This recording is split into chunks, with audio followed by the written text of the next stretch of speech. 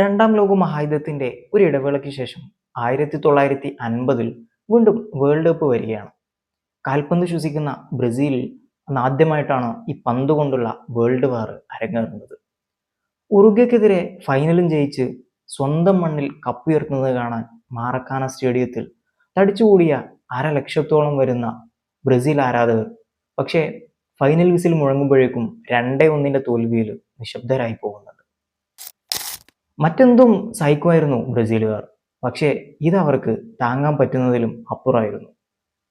അന്ന് റേഡിയോയിൽ കളി വിവരണം കേട്ട് കരയുന്ന ഡോണ്ടിന്യോയുടെ അടുക്കൽ തൻ്റെ 9 വയസ്സുകാരൻ മകൻ എഡ്സൺ വന്നിട്ട് ഞാൻ ബ്രസീലിന് വേണ്ടി ഒരിക്കൽ വേൾഡ് കപ്പ് നേടുമെന്ന് പറയുമ്പോൾ അന്ന് അവിടെ കൂടിയവരെല്ലാവരും അതൊരു ആശ്വാസവാക്കായി മാത്രമേ കേട്ടിരിക്കാൻ സാധ്യതയുള്ളൂ. പഴന്തുണികൾ ചേർത്തുണ്ടാക്കിയ പന്തുമായി നഗ്നപാദങ്ങൾ കൊണ്ട് ആ പയ്യൻ തെരുവിൽ പട്ടിണിയെയും ഡ്രിബിൾ ചെയ്തുകൊണ്ട് വളർന്നു. അങ്ങനെ 15-ാം വയസ്സിൽ സാന്റോസ് FC-യിലേക്ക്.